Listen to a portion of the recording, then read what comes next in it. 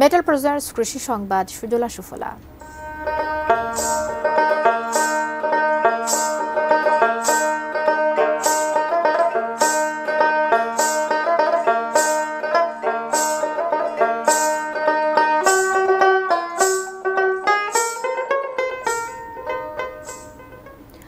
কিশোরগঞ্জ জেলার করিমগঞ্জে পূর্ব শত্রুতার জেরে 10 থেকে 12 লাখ টাকার চিচিঙ্গা গাছ উপড়ে ফেলেছে দুর্বৃত্তরা।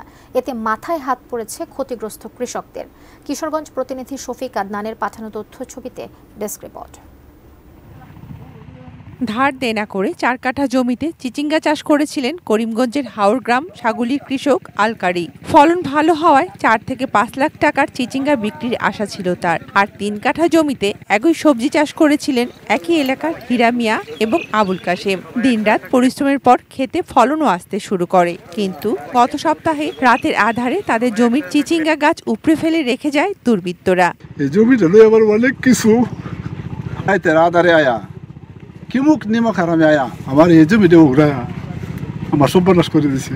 আমি এই ফসল দিয়ে আগামী এই 1 বছর চলতে পারতাম, কিন্তু আমার ফসল উগড়ার কারণে আমি চলার অনেক কষ্ট হয়ে যাবে। এমন ঘটনায় হতভম্ব এলাকাবাসী। তারা জানান, বছরের পর বছর ধরে এমন ঘটনা ঘটলেও কাউকে শনাক্ত করা যায়নি। অপরাধীদের শনাক্ত করে কঠোর শাস্তির দাবিতে পুলিশের সহায়তা চেয়েছে এলাকাবাসী। আমরা দেখতেছি আরো প্রায় কয়েক বছরই এই গাছগুলো উগড়ায় ফেলায় দিছে। আমরা এখন পর্যন্ত কারো ধরতে পারছি না।